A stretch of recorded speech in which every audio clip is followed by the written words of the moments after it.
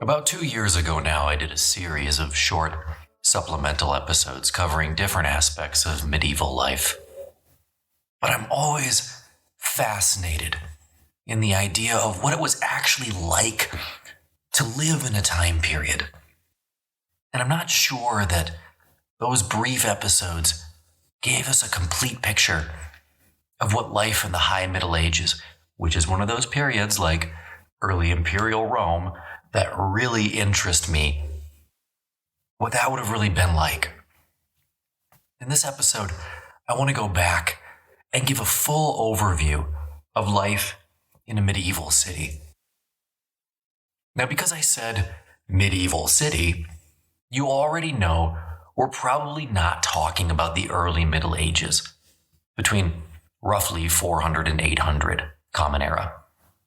That's because urban life dramatically declined during the early Middle Ages. Nearly all cities, old and new, slid and declined catastrophically. Commerce slowed, and in many places, long-distance trade disappeared completely. We'll be pretending for this episode that we live in medieval France, where feudalism was in full swing, and where urban life did revive under the Carolingian and Capetian monarchs. Not like it did in northern Italy, but there was still revival. Europe as we know it today was born in the High Middle Ages and post-1250 Common Era. Back in the days of the Roman Empire, Europe was still very much centered around the Mediterranean. Now, we see the centralization of power and increased urbanization shift north and west as well.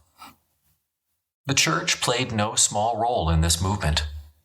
By establishing bishoprics in old Roman cities, the church itself infused these cities with wealth and leadership. Two things we don't really get before the High Middle Ages. New cities tended to be established by the Germanic newcomers who migrated into what had been the Western Roman Empire in the late 4th and then throughout the 5th century. These cities as well tended to be quickly adopted as seats of power for the Roman Catholic Church. One of the biggest differences, if you were to be a time traveler, between a city in the 5th or 6th century and a city in, say, the 10th or 12th, is that cities during the High Middle Ages, that later period, tended to have massive walls. Walls proved to be a crucial difference maker in the High Middle Ages that allowed urbanization to really take off once again. Walled cities tended to attract skilled artisans like blacksmiths and coopers. This makes sense. You don't want to spend your whole life building a business if it can be swept away by marauding barbarians at any moment. Walled cities provided that security, which was formerly provided by the Roman legions garrisoned on the border, for civilizations to grow again. Rome, by the way, really, especially in the Western Empire, up until the late 3rd, early 4th, and then into the 5th, did not invest in walls for a lot of its cities. That's something that very much becomes a medieval phenomenon. But these walled cities do give us that security for civilization to once more flourish.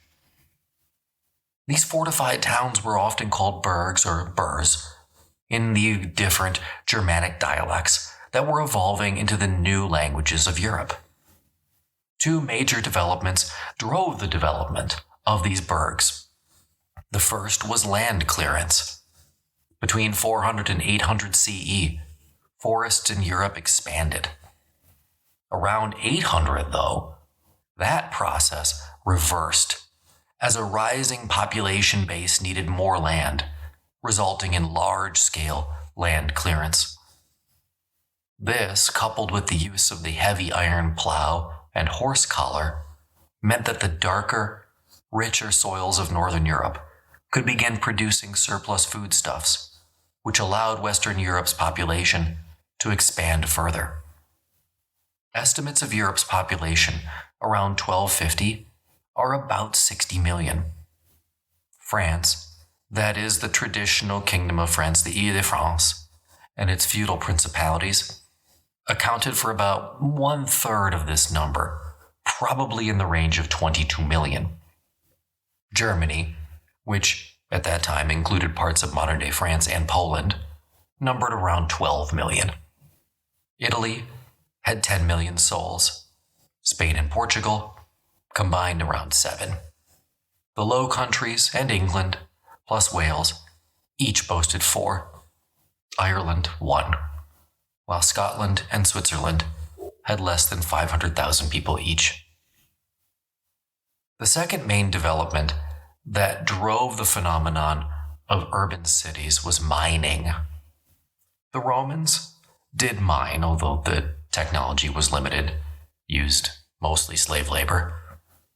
But that knowledge that they did have was lost between 400 and 800 CE. Then, during the High Middle Ages, silver is discovered in Saxony, which led to an increased interest in mining, and finally, as a result, increased use of coinage. With more money and more food, trade started to come back in places in Western Europe outside northern Italy. This process was symbiotic with the surrounding countryside. Areas well suited to specialized agriculture, like wine production, for example, urbanized faster.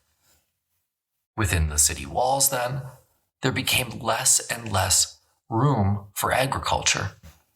It wasn't just stray parcels of land that you could grow crops on within a city.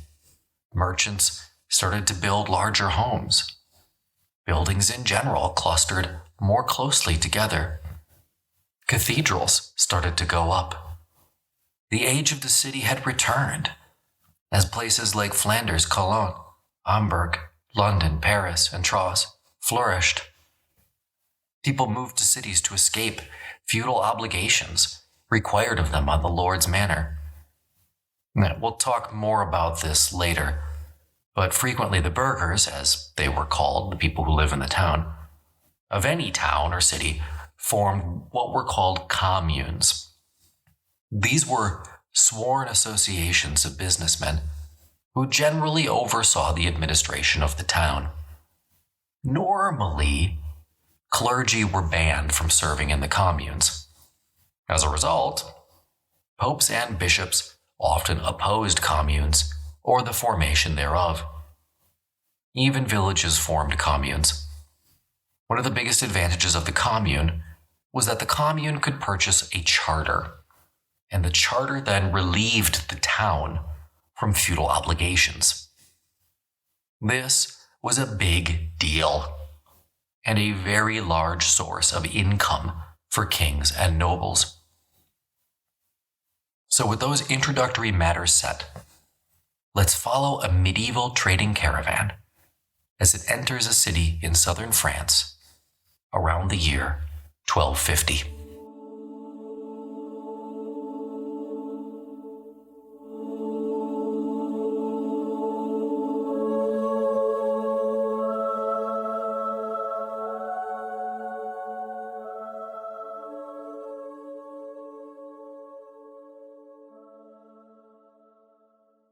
Between Champagne and Ghent runs the lucrative cloth trade. Cloth goes south, luxury items, often wine, go north. In level country, a pack animal can make around 15 to 20 miles per day. Hence, the Ghent to Champagne trek takes around 4 days. Now, by comparison, merchants coming from Florence to Champagne take around 3 weeks or more because they have to go through the Alps. Merchants, wherever they travel, are beset by tolls, arbitrarily set by local nobles to use the Roman roads that those nobles certainly didn't build and were not going to use the proceeds of the tolls to maintain.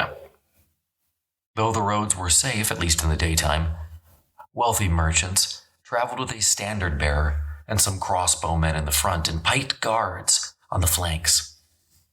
The purpose of all these armed men wasn't really to guard anything, but to advertise the value of the goods.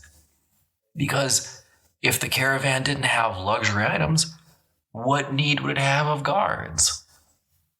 Guards, therefore, suggest that the goods that the merchants were bringing were very valuable and worth coming to take a look at.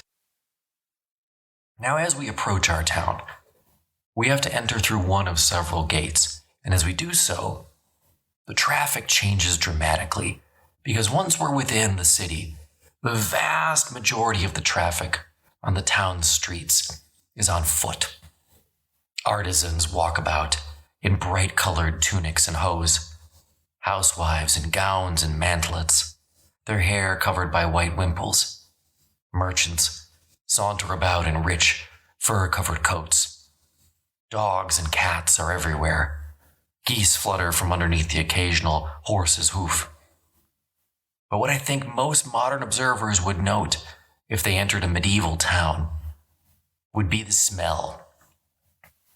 Even though there's a fair approaching, and the streets would have been cleaned, the pungent aroma of animal dung, sweat, and garbage would have battled with the rich cooking smells of the food stalls for supremacy. Many communes built canals to deal with some of the worst refuse. And the most disgusting parts of town were always the butcher and tanner's districts, as these professions were generally done right there on the side of the street.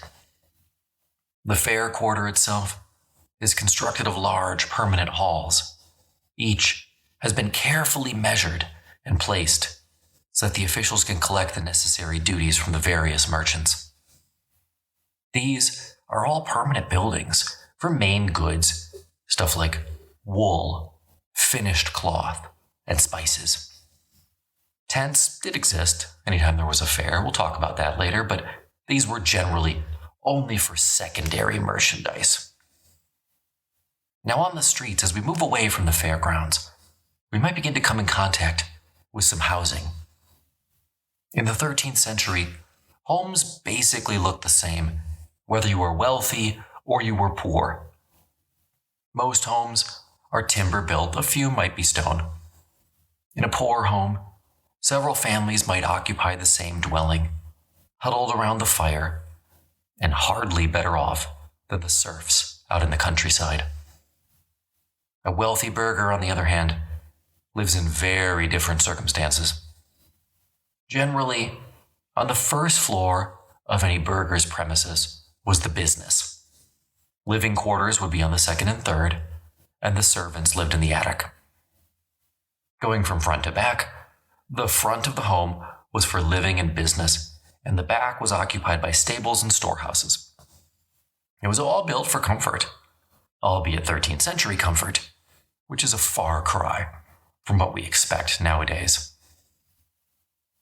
From the anteroom, one door led to a workshop, a second to a steep flight of stairs leading to the second floor. The greater part of the second floor was occupied by the hall. The hall serves as both the modern equivalent of the living and dining room. Even during the daytime, at high noon, a fire burns, supplying most of the light in the room. There are a couple of narrow windows on the wall, but these are all fitted with oiled parchment and do not admit much light. There is an oil lamp suspended, you can see, in the ceiling in the far corner, but normally those aren't lit until total darkness. Housewives could also use candles rendered from fat. Beeswax candles are expensive and reserved typically only for church use. The large, low-ceilinged room is bare and always chilly. Walls are hung with linen cloth, But the age of the Great Tapestry doesn't begin for another 50 years. Carpets are extremely rare in 13th century Europe. Floors are normally covered with rushes. The furniture is bare and basic, mostly benches and a long trestle table that is dismantled after dining. There's a large cupboard to one side and several chests, often coated with linen. A burgher and his wife wear linen and wool in bright colors trimmed with furs. Finally, in the 13th century, men's and women's clothing began to diverge. Now, men's clothing is shorter, brighter, and tighter than women's. Men wear trousers, hose, and stockings, over which they wear a long-sleeved tunic that might be fur-lined depending upon the means of the man wearing it. Outdoors, men might don a mantle clasped with a chain. Buttonholes, by the way, have not yet been invented. Neither have pockets. So men have to carry all their money and belongings in a purse or a pouch, which they generally wear slung from a belt. Men wear boots with tops of soft leather. Now women, on the other hand, wear long-sleeved tunics with sleeves laced from the wrist to the elbow. Women's shoes are soft and leather. Both sexes wear underclothes. Women wear long linen chemises, and men wear linen undershirts. Both sexes tend to part their hair down the middle, women sporting 2 long plaits. Men have jaw-length hair, normally topped with a soft cap. Any man would always have rough stubble. The blades of the Middle Ages simply weren't sharp enough to achieve a close shave. Now at mealtime, if we imagine this great hall, a very broad cloth is placed over the trestle table. To make service easier, plates are only set on one side of the table, and everyone sits on that side. The tablecloth is allowed to hang to the floor on that side of the table where everyone's sitting, so that it kind of doubles as a communal napkin. Places are set with knives, spoons, and thick slices of day-old bread that serve as plates for the meat. There are no forks, but there are several kinds of knives depending upon what you need to cut. Between 2 place settings, there is a 2-handled bowl filled with stew. 2 neighbors share the stew, as well as a spoon and a wine cup. So if you sit next to a lush, beware. A large pottery receptacle is also used for waste liquid. Once supper is ready, a servant blows a horn. Basins of water and napkins are ready for everyone to wash their hands before the meal. Of course, there's no soap. Then the family needed to say grace, and if there was no clergyman present, then the youngest member of the family said the prayer. Now, supper might begin with capon and bruet, which was a half soup, half stew, with meat served on the bottom of the bowl, soup poured over, and then spices on the very top. The second course might have been another soup, as such were common. Perhaps a porree, a soup of leeks, onions, and ham, cooked in milk, and finished with breadcrumbs. Then there might be grilled hare with onions and spices, but that would vary. Each course is washed down with wine, served from a communal earthenware jug. The meal might end with a frumenty, a kind of custard, is the best way I can describe it. Now, certain days are fasting days. Then, only 1 meal is served per day, and is served right after Vespers, which is around 6 o'clock in the evening. Generally, even this meal is sparse, little more than bread and water, though, to be fair, not everyone, including clergy, observes that. Everything isn't soup. Soup was a very common supper, but everything that wasn't was always served as a finger food. Like I said, forks don't exist. In spite of what we might believe, people in the Middle Ages didn't eat like barbarians, some uncouth vandal horde. Table manners were actually very important, and there's a lot of treatises written about them. You are to eat slowly, never talk while eating, and not drink with your mouth full. Knives were never to be put in your mouth. Soups must be eaten silently. One did not belch while eating, lean on the table, or hang over the serving dish. You need to break the bread with your hands, not bite it. Many people do blow on their food to cool it, but that is frowned upon. Finally, because you are sharing the wine glass, you are supposed to wipe any grease off your mouth before you take a drink. After the entire family has eaten, the servants have their meal along with any apprentices who work for the family business. And after that, the table is cleared and all the reusable items are washed. Any leftover food is taken to the back of the home, where a pauper or two always waits. In the past, they had been allowed to come inside the home, but that is no longer the prevailing custom by 1250. After the large dining room, living room, often called the solar, the main room on the second floor is the large kitchen directly behind the solar. Now, its purpose, of course, is to provide all the food for said dining hall. Kitchens are designed to share a chimney with the solar. So imagine it like this. There's a wall at the back of the solar, which is another word for the dining room, and that's where the fireplace would be. On the reverse side of that same wall would be the kitchen hearth. Again, that is so that the one fire can share two chimneys. The kitchen fire is large enough for a full-grown man to walk into and burns logs that are 3.5 feet long. The fire is rarely allowed to die. If it does, then a servant restarts it using a fire iron which is struck against a piece of flint to make a spark. On the hearth, a toothed rack supports an iron kettle where the water is kept heating. Nearby is the kitchen garbage pit, emptied periodically, and a vat that holds the water supply. Hand towels hang on hooks out of the reach of mice. There is a table for food preparation, and next to that is a spice cupboard. Now that's always kept locked, by the way, because its contents are ridiculously expensive.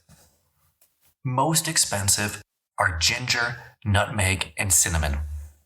Slightly more economical are cloves, mace, and cumin. Pepper is just expensive enough to be only a rich man's seasoning.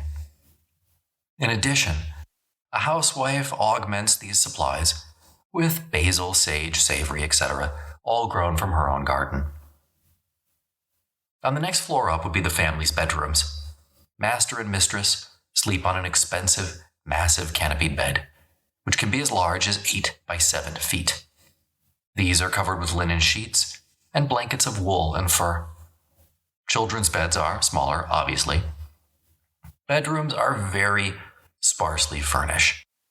Basically, they're for sleeping and that's about it. So much so that there might only be a wash basin, perhaps a table with chairs and a chest. There was no such thing as an adjoining master bathroom. Once a week, the servants would set up a large wooden tub and bring out buckets of hot water for bathing. Along the head of the bed is a large pole used for hanging up clothing at night. Because of church rules, people get into bed in the Middle Ages wearing their undergarments, which then they remove and tuck under the pillow, all for modesty's sake. People do generally sleep naked. The toilet is just a privy in the stable yard. Around 1250, only a very few homes have the latest technological advance, the garderobe, which is like a primitive toilet attached to a chute to a pit in the cellar, emptied at intervals by one of the servants, and God, would I not want that job. Ideally, you build the privy over a canal or some kind of running water source, but that's far from always the case. Servants in the house wage a never-ending war against fleas, bed bugs, and other insects. One practice is to fold coverlets and furs so tightly in a chest that the fleas will suffocate. Some people just throw down a white sheet so that it's easy to see the bugs and squish them.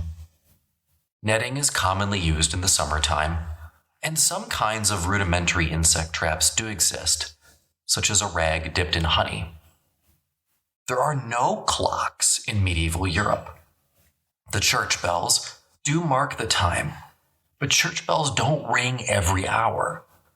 They ring every 3 hours to mark the different offices of the day, vespers, etc. Not every hour.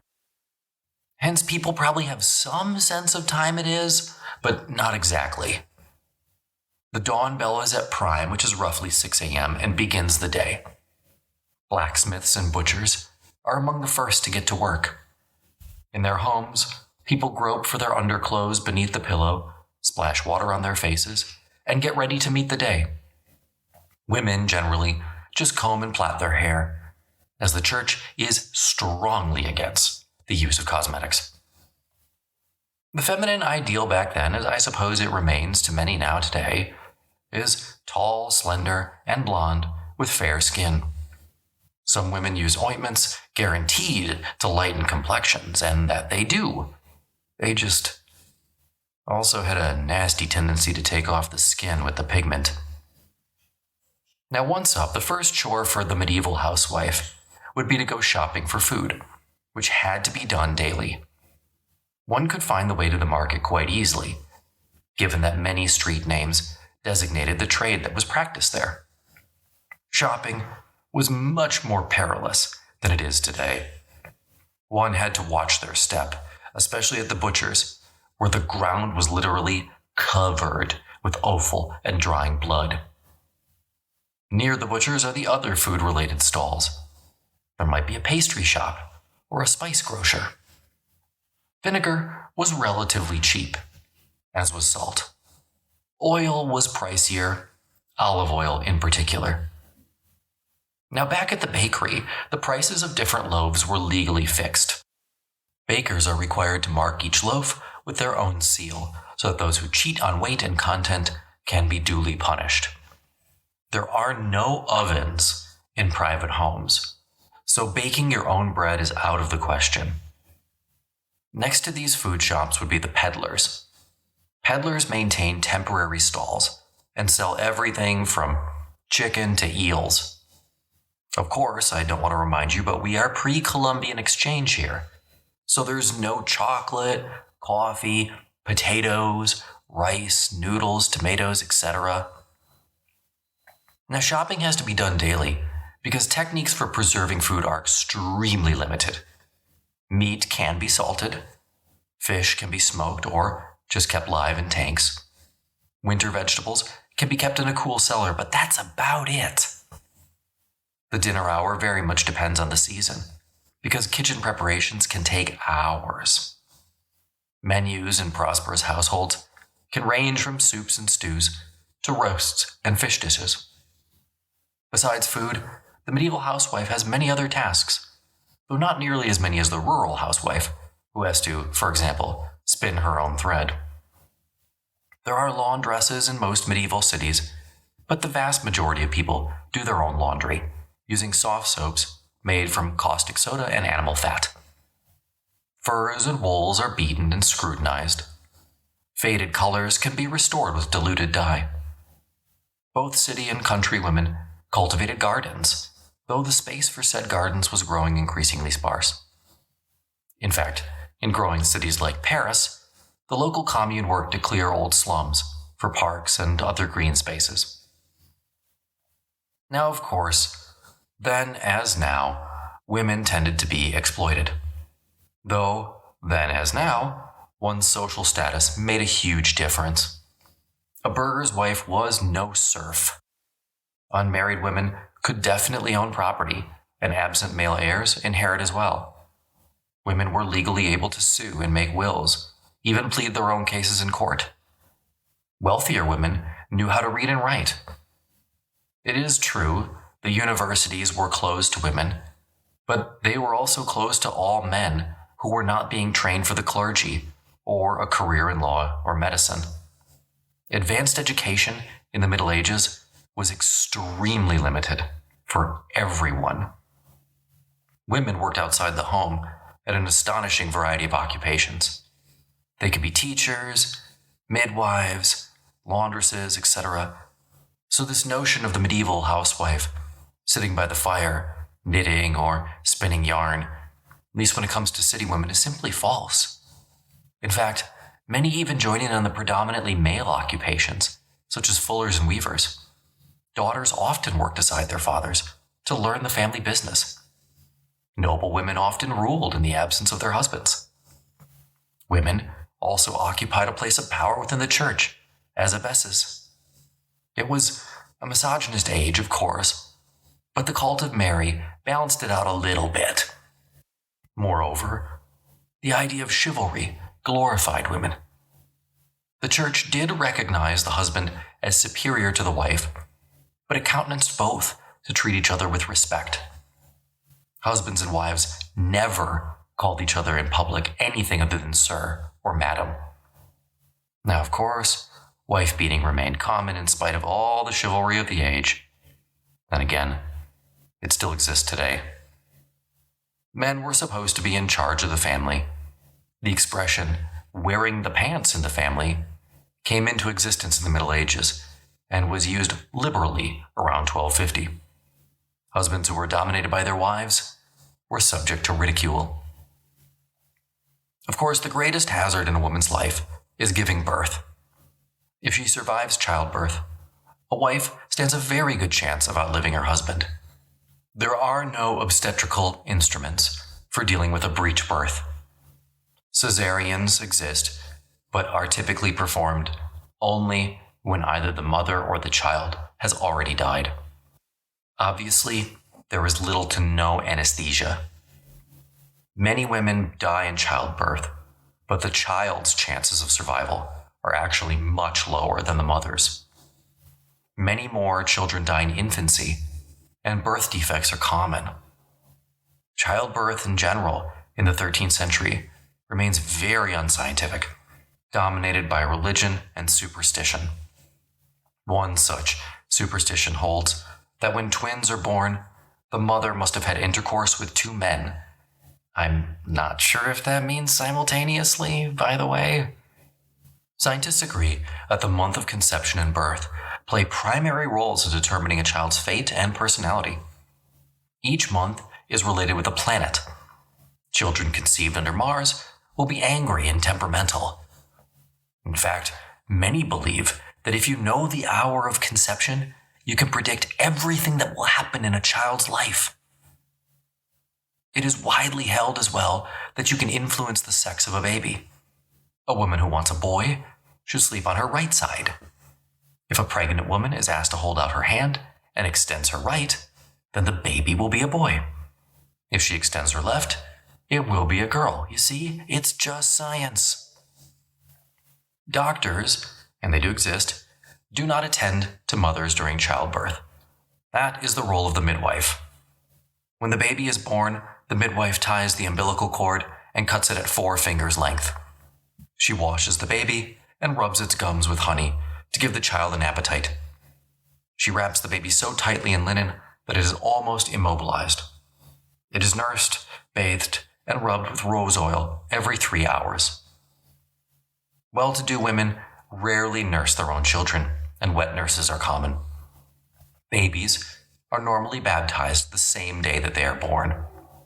The church door is decorated, I guess in a hurry, for the occasion. The baby is dressed on a silk cushioned table. The priest traces the sign of the cross on its forehead with holy oil. The godfather lifts the child to the basin, and the priest dunks it into the water. A nurse dries the child, and the midwife completes her service by affixing a christening cap to keep the holy oil in place. Families might privately record the birth, but church-kept birth records are still over 300 years away in 1250. The celebration is then topped off with a feast for the godparents. As soon as the child outgrows infant clothing, they graduate immediately to miniature adult attire. Children are subject to strict discipline, but also play any manner of games. Quote, "Children play with tops, horseshoes, and marbles. They stagger about on stilts. Girls have dolls, baked of clay or wood. Young and old play dice, chess, and checkers, chess being very much in vogue in 1250, and some burghers own magnificent boards. The church condemns all of these games, but they flourish nonetheless. There is no concept of children's literature, and folk tales remain the norm. Here's a fun sample. Quote, "Once there was a king who always told the truth, and who was angry when he heard the people at his court going about calling each other liars. One day he said that no one was to say, 'You're a liar,' anymore, and set to the example. If anyone heard him say, 'You're a liar,' he would give him the hand of his daughter. A young shepherd decided to try his luck. One night after supper, as he sometimes liked to do, the king came to the kitchen and listened to the songs and tales of the servants. When his turn came, the shepherd began his story. 'I used to be an apprentice at my father's mill, and I carried the flour on an ass. One day I loaded him too heavily, and he broke right in two.' 'Poor creature,' the king said. 'So I cut a hazelnut stick from a tree, and I joined the two pieces of the donkey, and stuck the piece of wood from front to rear to hold it together. And the donkey set out again, and carried the flour to my clients.' What do you think of that, sire?" "That's a pretty tall tale," the king said, "but continue." "The next morning I was surprised to see that the stick had grown, and there were leaves and even hazelnuts on it, and the branches were on growing and grew until they reached the sky. I climbed up the hazelnut tree, and I climbed, and pretty soon I reached the moon." "That's pretty steep, but go on." "There were some old women winnowing oats. When I wanted to go back to earth, the donkey had gone off with the hazelnut tree, so I had to tie the oat beards together to make a rope to get back down." "That's very steep," the king said, "but go on." "Unluckily, my rope was short, so that I fell off a cliff so hard that my head was driven into the stone up to my shoulders. I tried to get loose, but my body separated from my head, which was still stuck in the stone. I ran to the miller and got an iron bar to get it out." "Steeper and steeper," said the king. "But continue."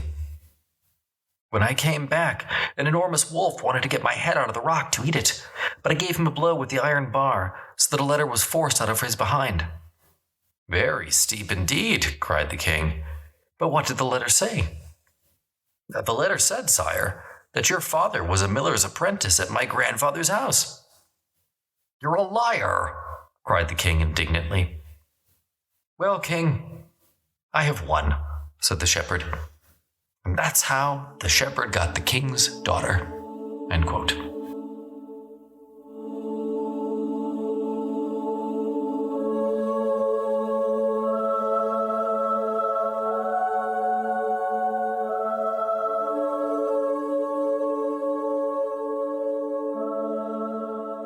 Two of the biggest events in medieval life were weddings and funerals.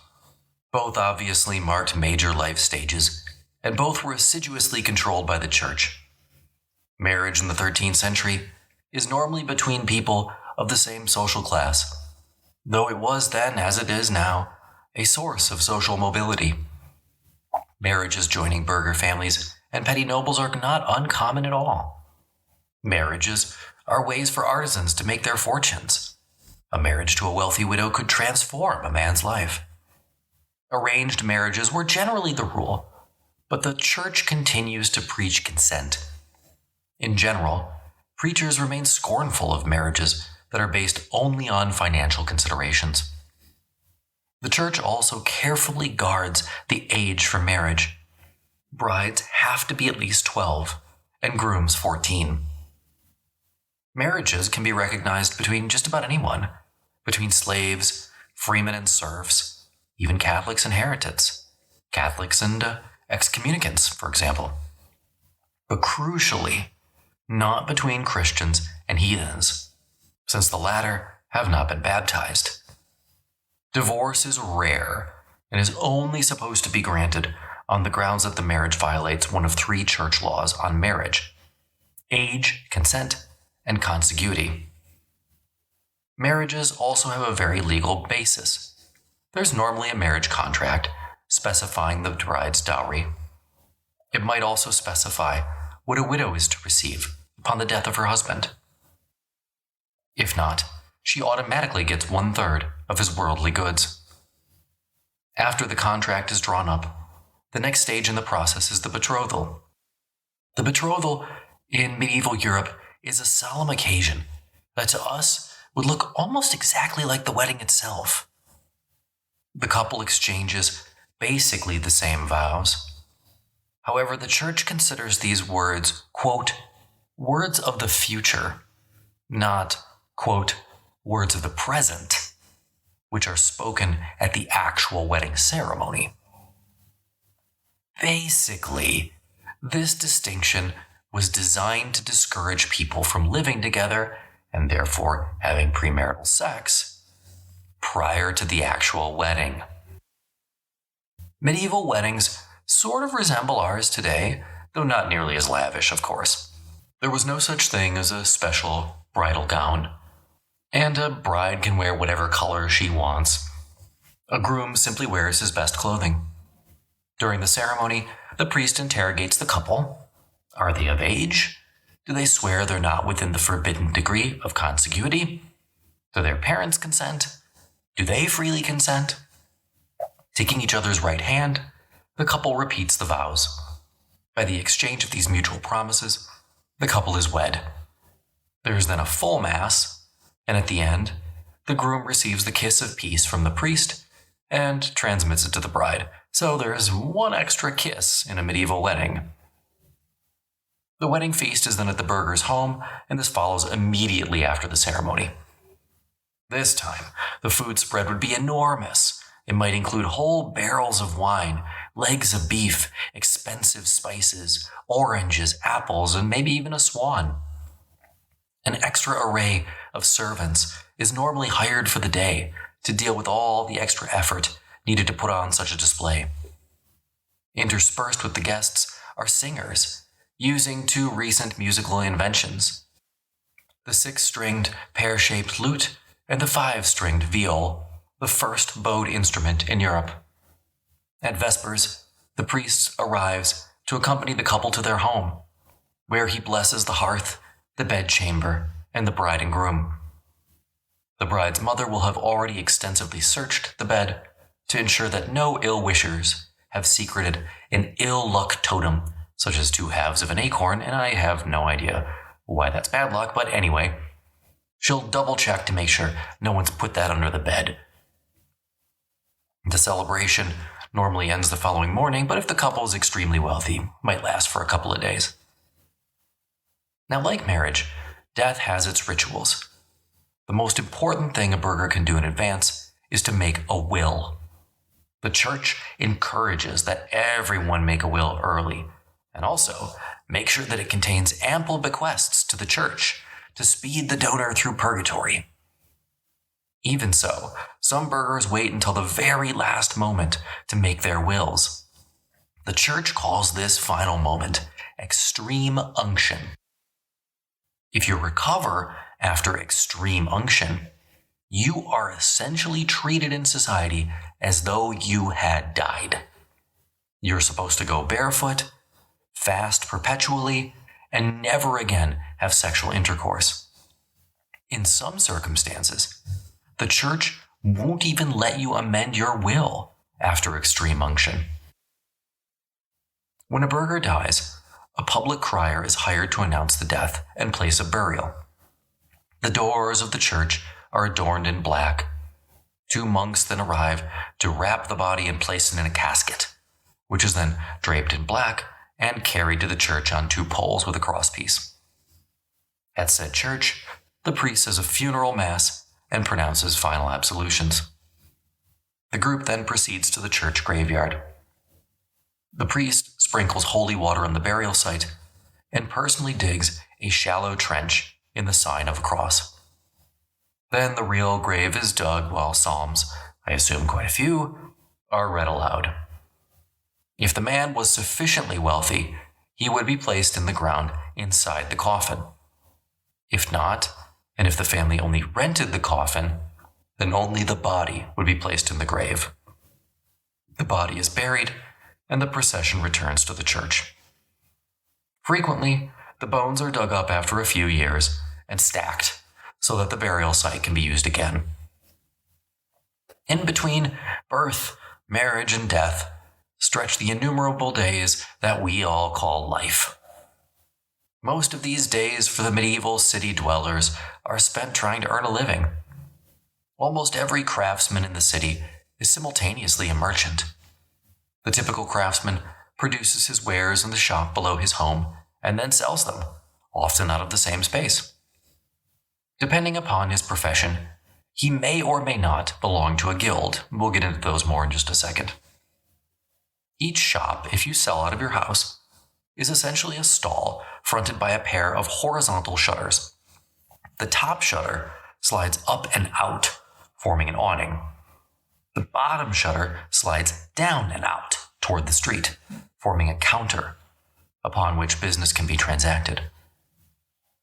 At night, the craftsman alternatively lowers and raises the shutters before bolting them from within. All in all, I have to say, a pretty ingenious system. It's also a system that's geared toward foot traffic. Only very wealthy burghers and nobles ride horses. Everyone else walks. Now back inside the shop, a master and apprentice work at the craft. As I mentioned earlier, related crafts tend to congregate, often giving their name to a street. Now for those men who do belong to a guild, guilds have two key purposes. One is external and exclusively commercial. The other is internal and focuses on things like the length of the apprenticeship, welfare, wages, etc. Guilds, by their very nature, restrict commerce. However, because they restrict commerce, guilds have a vested interest in maintaining strict standards of quality. Therefore, guild legislation as to the quality of goods is often painstakingly detailed. The guild then orchestrates visits to different craftsmen's shops to make sure that they are complying with these rules. These visits are not just for show. Visits are unexpected. Scales are checked, and substandard merchandise is destroyed on the spot. The craftsman does not merely suffer the loss of the value of the good, but then has to pay an equivalent to the cost of the good on top of it. Now these fines obviously fall hardest on luxury good craftsmen whose goods are highly valuable, people like jewelers and spice merchants. Efforts to seek monopolies on raw materials are also rigorously opposed. Retailers, for example, cannot buy farm produce directly. They have to wait until the market day, like everyone else, and then they can only make their purchases when the farmer is physically in the market. The guild also regulates more mundane matters, such as a common calendar, so that all shops close early on the same time on holy days, for example. Guilds also have a social aspect. Guilds provided baptismal gifts when children of members were born. It helped with funeral expenses and would help members who fell ill, kind of like a rudimentary and early form of group coverage health insurance. Membership in the guild is divided between masters and apprentices. A middle position, the journeyman, has been recently introduced in some fields that require more labor. In most guilds, however, a master is restricted to 1 or 2 apprentices. Again, this is all designed to reduce the flow of goods to market, reduce competition, keep prices stable and high. Guilds are tight-knit, small, and very familial. Most masters always try to hire within their family. The contract between a master and an apprentice was sometimes written down and sometimes sworn on relics. The master agreed to train the apprentice, as well as to feed, lodge, and clothe him. Sometimes apprentices got small stipends, but normally they didn't. Twice a week, the apprentice was allowed to go to the notary to learn to read and write, as nearly all masters were literate. The days of the apprentice were long and hard, but his life was almost exclusively dictated by the personality of his master. If you had a good master, your life was good. Have a bad one, and it could be straight miserable. And it wasn't only the master. Many apprentices found themselves more tyrannized by their mistresses. So bad was this as a phenomenon that there's plenty of recorded instances when guilds were forced to step in. There are more than a few documentations of guilds forced to declare that a master's wife could not beat his apprentice. So the next time you have a bad day at work, don't forget, at least your boss's significant other didn't get to beat you up. Apprenticeship varies in duration from 4 to 12 years, depending on the guild and the trade, though 5 years was common. An apprentice has 5 obligations to fulfill. Quote, first, he had to supply a certificate to the officers of the guild, stating that he was prudent and loyal. Second, he had to demonstrate that he knows the craft. Third, he had to show that he had enough capital to go into business. Fourth, he had to swear on the saints' relics to uphold the guild's law and customs. And fifth and finally, he had to pay a fee, which goes not only to the guild, but to the prince. Once the apprentice pays his fee, he becomes a member of the guild that consists of masters alone or masters and journeymen. Someday, he may dream of joining the guild's inner circle as a quote-unquote officer of the corporation. Officers are elected by the guild and serve as its supreme members. Now, in talking about all the guilds, we left one group out: the Jews. Jewish people in the High Middle Ages, by and large, worked in one industry: banking. Jews tended to live in their own part of the town, titled the ghetto, and ran their own affairs. Jews, therefore, did not belong to the commune. Often, local Jewish communities had independent and special relationships with their local lord, mostly due to their capacity to raise money. A legal case between a Christian and a Jew had to go to the count's court, and evidence was required to be corroborated. Now, their ability to lend money did give the Jewish community a source of power, but their position was highly precarious. Many a king throughout the 14th century would, after noble pressure, or because he just needed the money, expel the Jewish population. Both England and France did so during that century. This was a lucrative practice for kings because expulsion always came with the confiscation of property. Plus, later on, the Jewish population was forced to shell out again, as they had to effectively buy their way back into the kingdom when the king or whoever changed their mind. Jewish conversion to Christianity was very rare during the Middle Ages, but it wasn't unknown. That being said, the church expressly forbidded Christians to force Jews to convert. 1250 wasn't the greatest time to be Jewish in Europe, but nor was it the worst. In the mid-13th century, there exist 2 main avenues to wealth: the cloth trade and banking. Often these 2 were combined. Again, the typical burgher combines his home with his business, with the business occupying the first floor.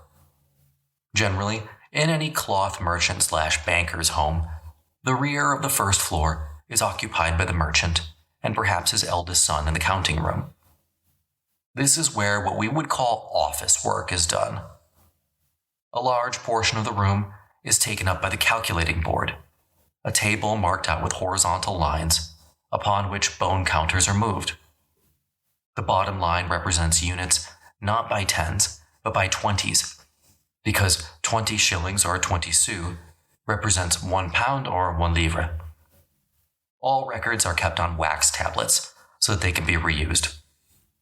Yet, the most important piece of furniture in the room is the merchant's strong box. Bound with iron fastenings and a prominent lock, the strong box is where the merchant keeps his working capital. The box actually contains much less physical coinage than it would have in the 12th century.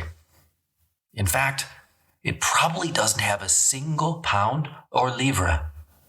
These denominations are only represented in the form of paper pledges. The only coins in the strong box are probably pennies.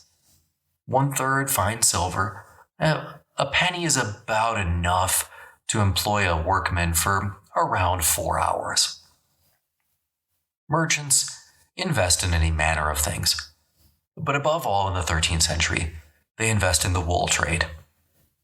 Some wool is produced everywhere, but the best comes from England. So long as the wool market is strong, which is normally the case, weavers and merchants alike thrive. But in the event of war or a decline in the market, merchants might turn their capital elsewhere, and weavers' wives might be stuck begging for alms. A merchant may choose to enter into a long-term contract with an English abbey, for example, for all of its shearings for a period of time, 7 years being the most common. He pays a cash advance and then an agreed-to sum for the balance of the contract. When a shipment of wool arrives, first it is inspected. An apprentice removes any damaged wool and sorts the balance according to grade: fine, medium, and coarse. Then it is washed in lye, and then the apprentice has to roughly remove any dirt or other impurity. Once cleaned, washed, and dried, the wool is laboriously beaten and combed. Then it is consigned to the weaver, whose wife spins it with a distaff and spindle. So up to this point, the process in 1250 would have looked just like it did during Roman times, let's say 250. But the invention of the loom changes the process dramatically from here on out. Now the weaver sits on a high back chair, tossing his shuttle back and forth, working the heddles with foot pedals. The loom is probably the most sophisticated, non-military piece of machinery in the High Middle Ages, and certainly one of the most important. Once the weaver finishes, the cloth remains incomplete. From the weaver, the cloth goes to the fuller, who shrinks the cloth and adds fuller's earth, a clay-like substance, which helps the cloth take any dye. The cloth is then hung to dry. Now, the cloth might be dyed at any point in the process, and sometimes cheap cloth is sold in an undyed state. But often, dyeing is the last stage in the process. The dyer heats water in a tub and turns the cloth over and over in the water mixed with woad for blue cloth, madder for red, or a variety of other mixtures. Besides wool, merchants might deal in linen, silk from the East, or cotton from India. Merchants sell the wool, use the proceeds to buy spices or wine, and then repeat the process. A good merchant is always investing his income. Sometimes he does so in real estate, but inevitably, as I mentioned before, he becomes a banker. Banking, once a Jewish-only concern, is becoming an increasingly Christian enterprise in the High Middle Ages. It was only natural, after all, for money changers to become money lenders at some point. Money lenders are both respected and resented, again, for obvious reasons. The church condemns usury, but no one cares in the 13th century. The risks for money lending are high, so interest rates are as well. Now, that being said, money lenders are much more secure than they had been in the 12th or 11th centuries. Communes, dukes, kings, princes, even popes all see the advantages to commerce, which requires lending. So lenders are protected by local laws. If you fail to pay your debts, your goods can be seized. You could be imprisoned, or better yet, from the perspective of the lender, you could be exiled. Now, lending and credit, and I'll mention this again at the end, are often tied up with yearly fairs. Promises to pay are typically dated from one fair to the next, which makes sense, given that is when people sell their goods and hopefully turn a profit.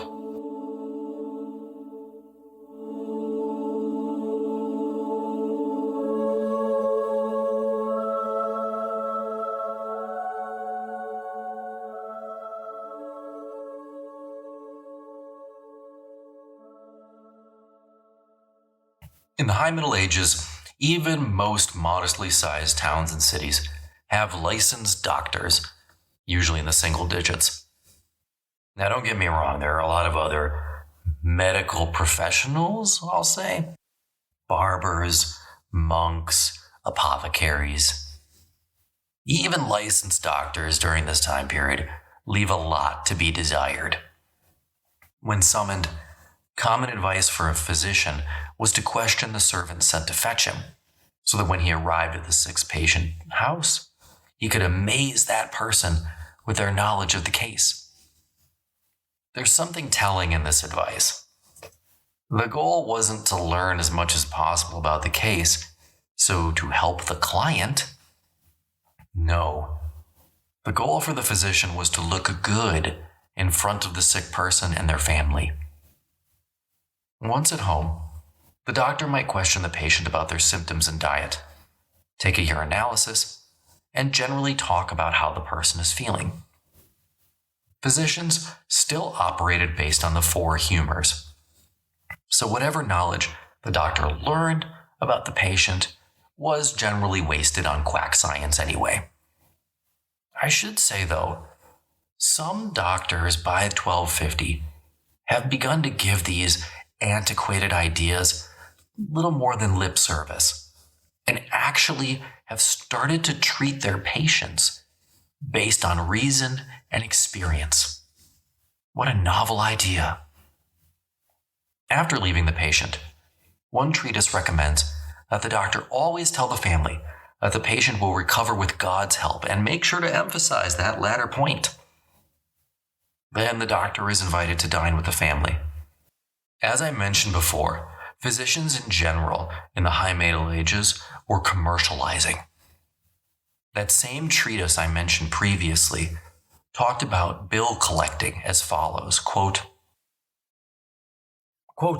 "When the patient is nearly well, address the head of the family or the sick man's nearest relative thus: God Almighty, having deigned by our aid to restore him whom you asked us to visit, we pray that we will maintain his health, and that you now give us an honorable dismissal.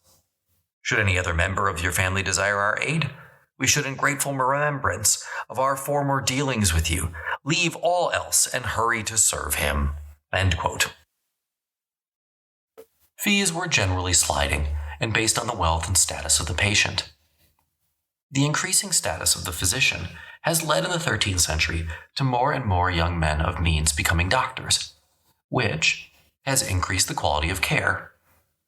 Paris and Montpellier have the only two medical schools in Northwest Europe, though there are now 6 in Italy. Contrary to popular belief, church control over medical education was minimal in the High Middle Ages. That wasn't really what was holding the profession back. What held back medicine in the Middle Ages was its emphasis on astrology and numerology. Medical textbooks are few and precious, most having come to Western Europe through translations from Arabic. Their knowledge of Arabic has placed Jewish physicians in an advantageous position, and Jewish doctors tend to be the highest paid and most sought after in much of Europe as a result. Medieval doctors are called on to treat all manners of ailments, everything from pneumonia to skin conditions.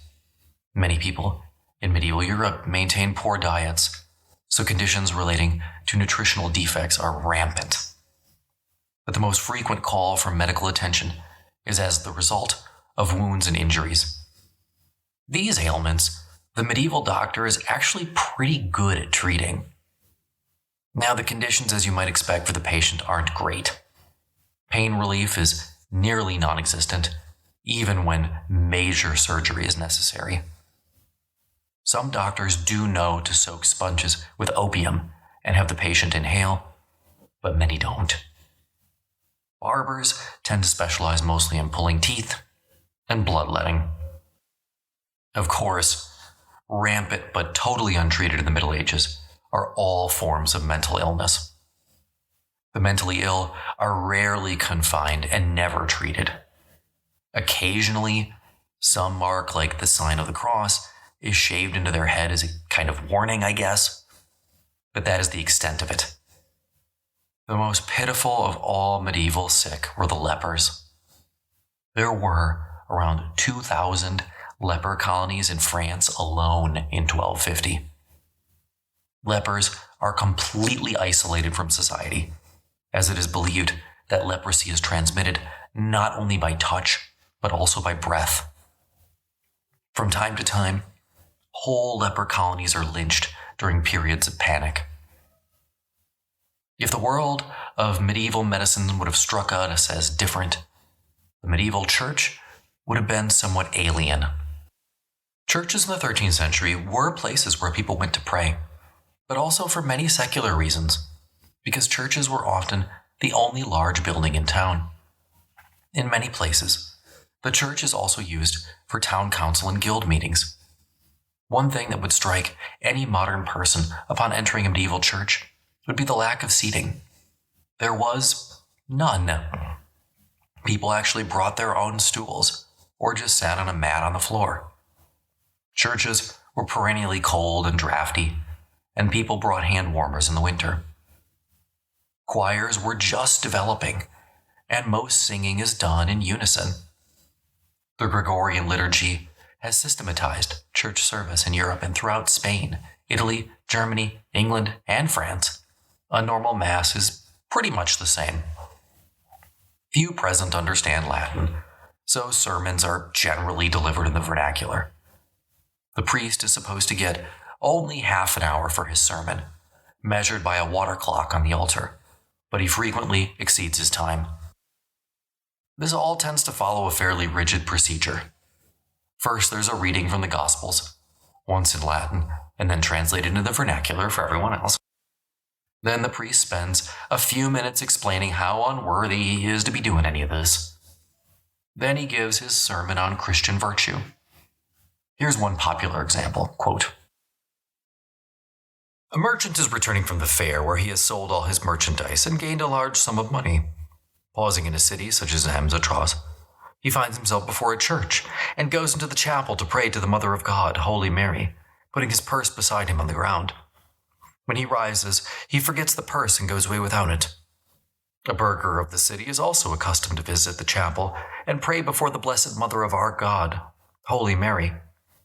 He finds the purse and sees that it is sealed and locked. What is he to do? If he lets it be known that he has found it, people will cry that they've lost it. He decides to keep the purse and advertise for its owner. He writes out a notice in big letters, saying that whoever has lost anything should come to him, and posts it on the door of his house. When the merchant has gone a good distance, he realizes that his purse is missing. Alas, all is lost. He returns to the chapel, but the purse is gone. He asks the priest, but the priest knows nothing. Coming out of the chapel, the merchant finds the notice, enters the house, sees the burgher, who found the purse, and says to him, 'Tell me who wrote these words on your door.' Then the burgher pretends he knows nothing, but says, 'Good friend, many people come here to put up signs. What do you want? Have you lost anything?' 'Lost anything?' cries the merchant. 'I've lost a treasure so great it cannot be counted.' 'What have you lost, good friend?' 'I lost a purse of good money, sealed with such and such a seal and such a lock.' Then the burgher sees that the merchant is telling the truth, so he shows him the purse and returns it to him. And when the merchant finds the burgher so honest, he thinks, 'Good sir, God, I'm not worthy of such a treasure as I've amassed. This burgher is far worthier than I.' 'Sir,' he says to the burgher, 'surely the money belongs to you rather than to me. I'll give it to you and commit it to God.' 'Ah, my friend,' says the burgher, 'take your money. I haven't earned it.' 'Certainly not,' says the merchant. 'I will not take it,' and he leaves. The burgher runs after him, crying, 'Stop thief, stop thief!' The neighbor take up the hue and cry out to catch the merchant and ask, "What has this man done?" "He has stolen my poverty and my honesty, which I have carefully preserved up to this moment." End quote. Phenomenon during the High Middle Ages is the cult of saints. People firmly believe that saints can and do intercede on their behalf. Moreover, people believe the bones or relics of these saints have spiritual power, which is why churches are desperate to get a hold of someone's knuckle bone or whatever. In fact, due to the Crusades and the flood of quote-unquote relics back to the West, the cult of saints and relics is at its zenith around 1250. Despite the popularity of all the saints, one stands heads and shoulders above the rest in terms of veneration appeal: the Virgin Mary. Virgin worship goes back to the 4th century, but in the 13th, it's at its height. While the Church is certainly the most powerful European-wide institution of the High Middle Ages, even its authority has begun to wane. Interdict and excommunication are no longer the absolute nuclear weapons they once were. Burghers are religious, of course, but they're also reasonable. In fact, the Church blamed the cities throughout the High Middle Ages for what it saw as the rise of skepticism and heresy. The 12th and 13th centuries were great periods of church and cathedral construction. In Italy, churches and cathedrals were normally built by communes. In Northwest Europe, on the other hand, bishops and abbots led the way. Cathedrals were normally constructed on top of the crypts of existing churches. Cathedrals, as we know from other episodes, were massive projects and took decades, sometimes centuries, to construct. Hence, several masters might be in charge at different times, which leads to a myriad styles in some cathedrals, most notably if you go to Milan. All in all, construction projects then and now began with a plan. Drafted on parchment, these plans illustrated for the bishop or the commune where the nave, choir, transepts, etc. would all be placed. Master builders were excellent mathematicians, especially in geometry. Master builders and masons were not only highly paid, but also highly respected in medieval society. They each lead armies of skilled craftsmen, whose efforts are normally augmented by scores of pilgrims and other volunteered laborers. These volunteers never feature prominently, however, in any master builder's plans. They only do the grunt work. They don't set stones, they don't make mortar, they don't do any sculpting. The large teams of skilled workers, on the other hand, those are the itinerant craftsmen of their day. They go where the work is, and they are very good at it. Masons are totally free. Within their ranks are several categories, and each of them have their own rate of pay. There are plasterers, mortarers, stone cutters, master masons, and even unskilled laborers. Normally, if you're a mason, you spend your first 5 years in a quarry, learning to cut stone. Then, as you move up the rank, it turns out there's more, not less work to do. The reason is, between 8 to 10 churches per year are going up in France alone. It is, after all, a boom time to be a builder. And a medieval worksite is a busy place. Quote, "Masons are clustered in 2s and 3s. A man hammers while a comrade holds the point of the stone. Most difficult to fashion is the key point, whose projections must fit into the cuts made into the 4 rib stones to meet it and pin the vault securely on the top. Some workers are dressing stone blocks for exterior masonry. The master of the works or one of his aides may construct wooden molds against which the stone blocks are measured to ensure uniformity and accuracy. A master mason marks each finished block with a number to facilitate the assembly of this great jigsaw puzzle." Dominating the scene is the great skeleton of the cathedral. The rising walls are covered with rough-hewn poles, lashed together forming diagonals. Inside the walls stands a massive crane, which does the work of moving the largest stones. Most masonry work consists of old, long-practiced techniques going back to the Romans. The Romans maneuvered larger stones and worked more finely, but they rarely used mortar. Mortar, however, remains the order of the day for most, if not all, medieval masons. The biggest innovation that truly freed high medieval architecture and created the great cathedrals we all know today was the flying buttress. Masons quickly realized how to build larger and larger vaults for the nave. But the higher you went, the more force the ceiling exerted on the walls, not only down, but out. Of course, you could just deal with the problem by building thicker walls, but that was far from attractive. And the thicker walls, the narrower the aisles in the church itself. The solution was the exterior flying buttress. These half arches absorb the pressure and allow medieval builders to build as high as technological limits allowed them. The flying buttress, in other words, birthed the cathedral. Medieval builders actually have a better sense of structural relationships compared to their Roman predecessors, who tended to think that thicker was always better.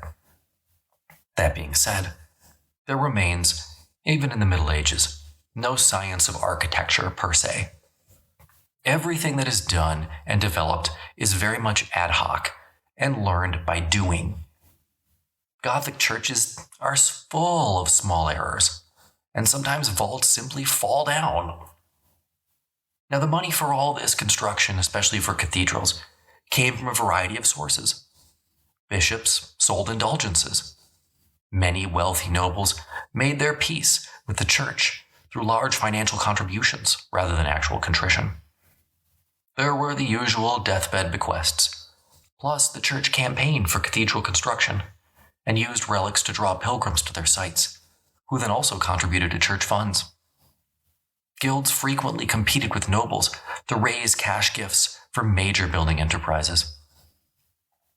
Guilds tend to feature prominently, in fact, when it came to contributions for stained glass. Stained glass was something totally new compared to Roman times. A cathedral could be finished and not have its windows completed until 100 or 200 years after the masonry was begun. The benefit to stained glass was that you could use glass with imperfections. In fact, imperfections are often a plus. Variations in the thickness of the glass produce colors that are variant in intensity. So glaziers take the glass, cut it, and then lead the pieces together to create beautiful mosaics. These mosaics were made from glass that, by and large, was generally produced in a hut in the middle of the forest, but then it's all put together on the site. Every aspect of the operation was overseen by the master glazier. First, he produces a small-scale mock-up, then it's a scale drawing. Then he reproduces whatever part he was working on, not on parchment, but on a piece of wood for ease of construction. Said wooden panel then allows the apprentices who cut the glass to lay it where it's supposed to go. If the piece does not fit exactly, the master glazier uses a tool called a grozing iron to nibble the pieces into place. The master then carefully paints the lines that show the drapery of the garments, the features of the face, and other decorative details. He supervises the firing of each panel and then the firing of the whole window. Each section is soldered together at intersection points and sealed with putty. Even the lead that's used from this benefits the overall structure, because lead keeps the colors from radiating into each other when the sunlight strikes. Once the panel is done, the master glazier rubs the drawing off the table and it vanishes forever. A design might be copied for another use, but this is extremely rare. After all, the benefit to the master glazier is primarily his ability to create these unique works of art. And if it's not unique, then why hire the master? 13th century bishops were delighted with all the new technology that allowed them to complete such splendid cathedrals. Interestingly, though, and I was shocked by this, not everyone agreed.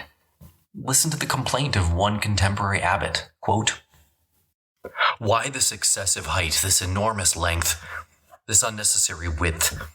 These sumptuous ornaments and curious paintings that draw the eyes and distract the attention from meditation. We, the monks, who have forsaken ordinary life and who have renounced the riches and ostentation of the world. In whom do we hope to awaken devotion with these ornaments? One could spend a whole day gaping instead of meditating on God. What ineptitude and what expense." End quote. Cathedrals were not the only new phenomenon in the 13th century. Cathedrals now housed cathedral schools, where the sons of the well-to-do burghers could get an education beyond primary school. In these schoolrooms, the students all sit together on the floor, all ages together. The instruction is primarily oral and in Latin, though beginners are indulged if they continue to speak mostly in the vernacular. The schoolmaster lectures, and students take notes on oblong wooden tablets coated with black or green wax, using a stylus just like their ancient Roman predecessors. Books are prohibitively expensive, so memory and oral exercises are indispensable. Though discipline may be mild, the students' minds do not wander.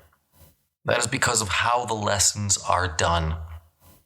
The schoolmaster lectures in the afternoon.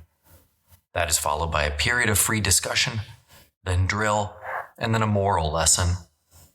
The following morning, each student is required to recite some of the previous afternoon's lesson from memory. Students are also expected to mirror their classical exemplars, to write like Ovid and Virgil. Hence, there's a lot of copying. Theoretically, the curriculum consists of 7 liberal arts: grammar, rhetoric, logic, arithmetic, geometry, astronomy, and music. Thus, these schools, often called the bishop schools, offered little more than what was indispensable for clerks. To an extent, this is exactly what schools would do again in the Industrial Revolution, producing the kind of graduates the present economy needed. There were also monastic schools, but the curriculum was basically the same. However, bishop schools had, by the High Middle Ages, effectively eclipsed the monastic schools. Bishop schools tended to draw students from the surrounding area, while monastic schools were extremely localized. The 13th century, however, also witnessed the rise of the university, which was now eclipsing both the bishop school and the monastic school as the premier educational institution type of Europe. Universities generally focused on grammar, rhetoric, and logic. Thus, they were more focused than the bishop schools that focused also on writing, spelling, poetry, history, things of that nature. Regardless as to where you were learning, students remained grounded in authors that were both pagan and Christian, even in bishop schools. Anything that was written in a book was considered sacred to some extent, whether it was biblical or not. Even pagan authors like Horace and Homer were venerated, whether you were talking about a university or a bishop school that was supposed to, quote unquote, be religious. Now, the scientific part of the curriculum focused on the Greek sciences that were now coming back into Europe via the Muslim world, so kind of a roundabout path. This is certainly the smaller part of the curriculum. Students might get a smattering of natural history from Pliny et al., but not a lot more. That would mean that students would learn such facts as ostriches eat iron, and elephants fear only dragons and mice. The most popular science-ish subject of the curriculum is astronomy. And that sounds good until you realize that astronomy is actually a mixture of science and astrology. What we think of as natural science actually resides outside the schools in the 13th century. Trappers and hunters could have corrected much of the misleading information from Pliny, and the craftsmen building the great cathedrals Well, they knew vastly more about geography, arithmetic, and geometry than anyone at a university or a bishop's school. The biggest and most fundamental change sweeping Europe during the 13th century was in the field of mathematics. Up until the High Middle Ages, calculations were still done using Roman numerals, but Roman numerals do not allow for a zero and have major limitations as a result. Leonard Fibonacci, from Pisa, wrote a treatise on the Hindu-Arabic system that changed all of this. This system had a zero. Now you could calculate based on units of 10, 100, or even 1,000. It was a complete game changer. Don't think so? And I know I've done this before, but okay, that's fine. Let's try multiplying some Roman numerals. Try going XX11 by MCXI in Roman numerals. Multiply those. I'll wait. Actually, never mind. Of course, all of these schools leave much wanting. There's no instruction in any language or literature other than in Latin. Until the Renaissance, these schools don't even teach Greek. There's no history by and large, no music, no social science, etc. The curriculum, by and large, remains unchanged since the time of the Caesars. Of all the universities of the High Middle Ages, Paris is by far and away the most well-known and important. Its theology department is considered the best in Europe, though the name's a bit misleading because the students study mostly Aristotle, not, Mark and John. There, the students must study for at least 6 years. If they pass their oral exams at the end of said course of study, then they pass, end of story. From there, the former student can take church orders, you could join the faculty at another institution, or maybe you go on to study law and medicine. He may even enter the service of a learned prince or a baron. A few students followed what was a very unconventional path in the 12th and 13th centuries. They became what we would call today professional writers. That being said, there really wasn't such a thing as a professional author in the Middle Ages, because, there's no such thing as a printing press, so you can't really mass produce any of these things. These men, and almost exclusively they were men, tended to be wandering scholars, moving from court to court or patron to patron, producing what they could and living off their wits. By 1250, the number of books compared to the early Middle Ages was expanding exponentially. During the said early Middle Ages, book copying took place almost exclusively in monasteries.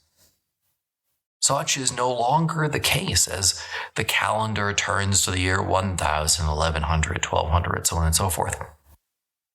And this is because the growing number of schools and universities have increased the demand for books, and now to the point that actual copyists can support themselves with their own work. As I mentioned, we're still pre-printing press here, so when I say copyist, I do mean someone who physically copies books by hand. And this work is extremely time-consuming. Copyists sit in chairs, with their work supported on a broad board on their knees. The copyist sits there with arms extended across which the writing board is placed, and then there are sheets of parchment held in place usually by a deerskin thong. He uses some similar implements to antiquity, a razor, a sharp knife for scraping, pumice and all, a long, narrow parchment ruler, something for polishing. Of course, he works near the fire, or keeps a basin of coals handy to dry the ink, which is held in an ox horn in which he dips a well-seasoned quill. The copyist begins by scraping the parchment clean of scales and intrusions, and then he smooths it down with a pumice, and marks out the lines and columns with a ruler in it all. And then he sets to his work. When he's done, the final project might be overlaid with gold leaf. But by far, the greater number of books consist of plain, legibly written sheets bound in plain wooden boards, perhaps with a little untooled leather glued over the top just for extra protection, not for show. Students actually bind a couple of books together using the same cover for economy. That being said, even these cheaper books are expensive, owing not only to the cost of the parchment, but to the, as you can see, enormous amount of labor required. The books that these copyists produce, as I say, are beyond precious. Books are never kept on open shelves. They're housed in locked cases. Treatises throughout the Middle Ages are chocked full of anecdotes explaining how students should and should not handle books. They should not scratch in the margins. They should never pound a book out of anger. Teachers are admonished never to hit a pupil with a book, not out of concern for the pupil, but because they might damage the book. Yet despite the cost and the necessary precautions, the books are finally starting to enjoy a wider circulation in the High Middle Ages. Many kinds of books are available from the 13th century booksellers, and people are beginning to start their own libraries for the first time. More and more people want something to read, particularly something to read out loud. Many more books are written to entertain rather than moralize. Most popular are the fabliaux, humorous, short stories in verse. Second are romances, often written in a combination of verse and prose. When it comes to the original books themselves, those are rarely written on parchment originally, but rather the first edition is written on wax tablets that scribes then copy. Parchment is too precious for author revisions. Books aren't perfect. Even the most beautiful laminated manuscripts show minor defects. Scribes make mistakes. Often if they miss a line or two, they simply write it at the top of the page with an arrow to show where it needs to go. Often the scribe would include a humorous mea culpa drawing to accompany this. Like books, theaters were experiencing a revival during the High Middle Ages. This rebirth, interestingly, started out connected to the explosion of religious holidays after the fall of the Western Roman Empire. Short skits and plays often accompanied these celebrations, until said performances started to become the main events. For example, a play was normally performed at the end of the Easter Matin service. At first, all these playlets were performed in Latin, so that the audiences only understood the visual aspects of them. By the 12th century at least, portions were performed in the vernacular. By 1250, the plays are no longer purely liturgical. They're not being performed within the church, and the verses are being recited rather than chanted as they had been the case prior to 1200 CE. With the plays outside the church and the dialogue, the audience could begin to understand, and these plays are growing more and more secular.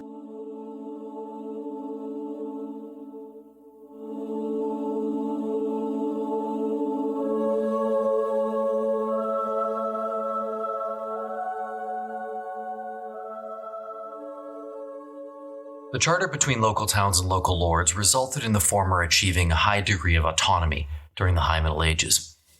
Feudal obligations were often substituted with cash payments. Compulsory military service was done away with. Normally, towns are permitted a mayor and a town council, and many run their own court systems.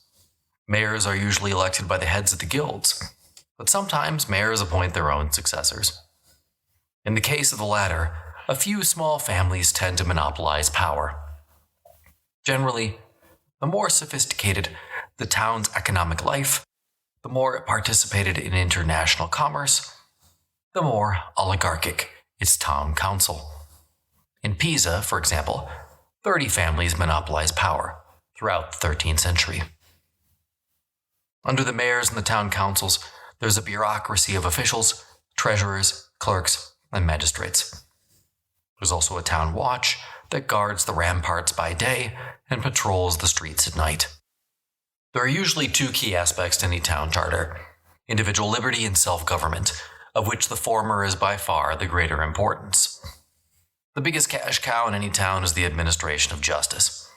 Barons, bishops, and town councils tend to argue over who gets to administer justice because in the Middle Ages, whoever does so gets to keep the fines and penalties. This is why wealthy men pay fines, while poor men go to the gallows. Prison sentences are rare, and confinement is normally just for those awaiting trial. Trials can involve torture to elicit a confession, but most magistrates don't care whether the accused confesses or not. They listen to the evidence and make their decision. The drop technique for hanging does not exist in the 13th century, and so death by strangulation is very painful. Civil and criminal law are far from distinct in the Middle Ages. Murderers, in fact, often still follow the Germanic practice of paying the money to ransom to the family of their victims. This is called paying weregild. Even in the High Middle Ages, the practice of trial by combat remains, though it has technically been banned by 1250. Trial by ordeal, though, is gone. No one any longer believed that grabbing a hot iron from a pot of boiling water or risking drowning proved anything. Frederick II was particularly critical of these practices. He said, quote, "The ordeal is not in accord with nature and does not lead to the truth. How could a man believe that the natural heat of glowing iron will become cool or cold without an adequate cause?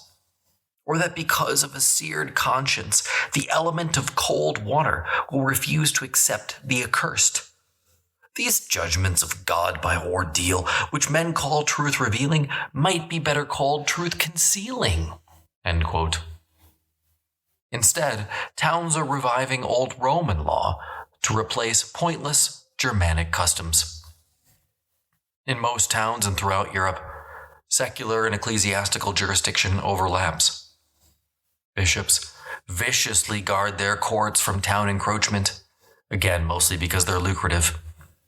Clerks have the right to be charged in ecclesiastical rather than secular courts, even those low clerks from minor orders who have no intention of becoming priests. Bishops' courts are a complete hodgepodge of oral tradition, scripture, Roman, Germanic law, all of it, you name it. The outcome is anybody's guess. Luckily for some, many regions in Europe have begun to enjoy a major advance in jurisprudence: the Court of Appeals. Now, for the first time, great miscarriages of justice can and are reviewed. Both Paris and London enjoy such benefits, as an aside. Now, of course, towns, bishops, and lords all have to deal with the impact of natural disasters, which are frequent and devastating. Floods, crop failures, and fires are all constant threats. Precautions against these recurring disasters are woefully inadequate. Both crop failures and floods cause food shortages. Towns try and regulate how much people can buy to prevent speculation, but efforts rarely work. Occasionally, if the shortage is bad and long enough, speculators might hang from the gallows as punishment, but that's truly rare. And food shortages reduce the nutrition of an already depleted population, meaning pestilence quickly follows famine. Fires are just as damaging. All homes use a hearth for heat and cooking. Most dwellings are built out of wood, wattle, and straw, meaning they are quite literally tinder boxes. Building in stone would help, but only the rich can afford that. Most homes keep buckets of water and sand, but once the fire moves beyond that, the best anyone can do is form a bucket line and pray. Here's an account from one fire in 1174. Quote, "At about the 9th hour, During an extraordinarily violent south wind, a fire broke out, by which 3 houses were half destroyed. While the citizens were assembling and bringing the fire under control, cinders and sparks, carried aloft by the wind, were deposited upon the church, and being driven between the joints of the lead roof, remained there among the old timber rafters, to which they soon set fire. From there the fire was communicated to the larger beams and braces, no one yet perceiving. But the beams and braces burning, the flames rose to the slopes of the roof, and the sheets of lead, yielding to the increasing heat, began to melt. Thus, the raging wind, finding a freer entrance, increased the fury of the fire, and the flames began to show themselves. A cry arose in the churchyard, "The church is on fire!" Then the people and the monks assembled in haste. They drew water, they brandished their hatchets, they ran up the stairs full of eagerness to save the church, already, alas, beyond help.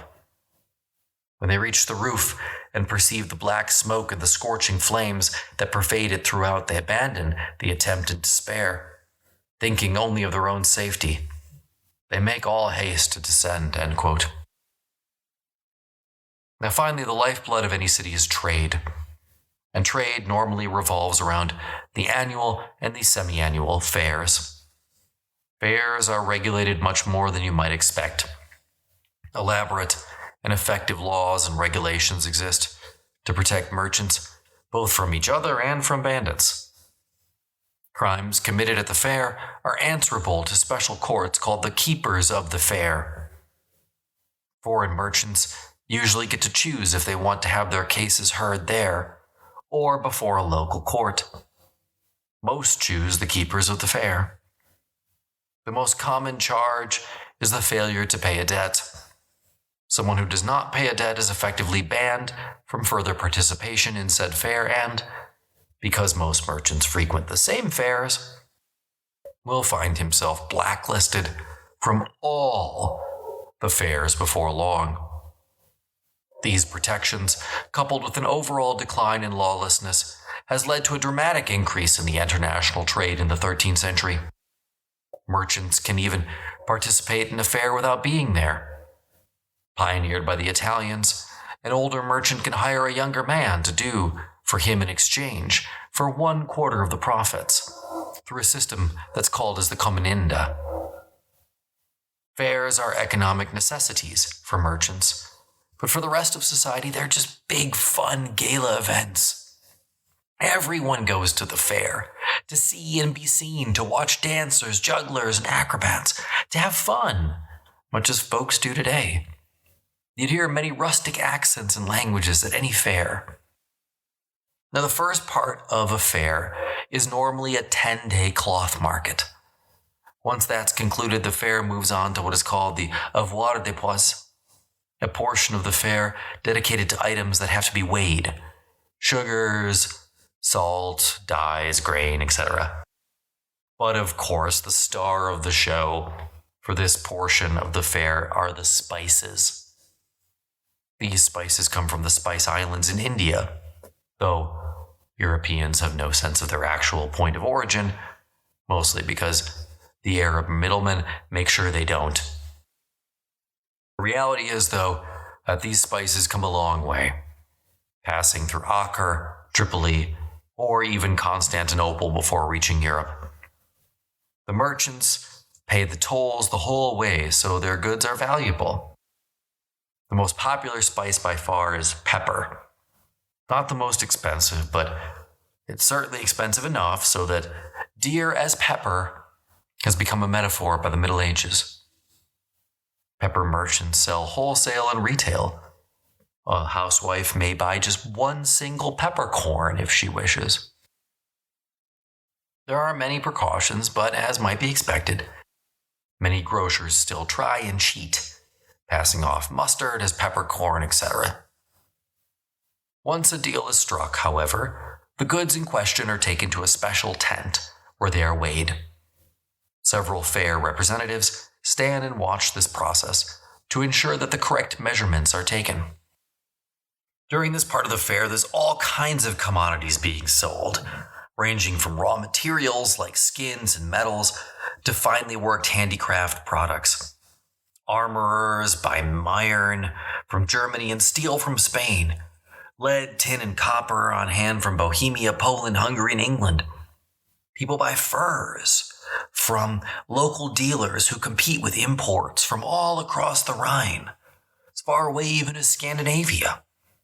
Then, of course, there are luxury goods from the East imported by the Italians. Stuff like camphor, musk rubies, lapis lazuli, diamonds, pearls, ivory tusk. The happy beginning of the fair rarely relents with the passage of time. People buy, people complain, arguing wine has been mislabeled or flax left out all night to dampen it and increase its weight. Most of these complaints always go towards the smaller tradesmen. The larger trading houses, after all, they have reputations to uphold. And these houses have established even more sophisticated methods of credit and trade. Large houses send agents who buy up cloth on credit, send it to Italy, and then sell their spices to cover the credit they just took out. This only works because of the staggered nature of the fair. Sometimes a merchant borrows at one fair and promises to repay by the next. In fact, there is a whole portion of the fair at the end called the debt settlement or the pagamentium, devoted to hammering out all these details. Payment from fair to fair is an effective way of dealing with differences in the calendar. Merchants from Venice, Pisa, and Florence do not agree when the year begins or even what year it is. Therefore, going from fair to fair makes sense. Even more sophisticated is the use of notarized debt as a means of exchange. Merchants now, for the first time, can buy or sell on credit. Then, take the note to the keeper of the fair and have it witnessed. Once that's done, the seller could exchange that note for other goods, or even just sell it at a discount for less. Thus, people are buying and selling debt for the first time in history. And this system also has the benefit of reducing any reliance on money changers. And that's a look at life inside a medieval town. I hope you've enjoyed it. As I said at the outset, I'm fascinated by what common life was like, and to an extent the sophistication of the medieval city surprised me a little bit. And to an extent it reminded me why I definitely don't want to live in 13th century Europe. And I mean, this is before the plague, guys. But either way, it was a fun tour.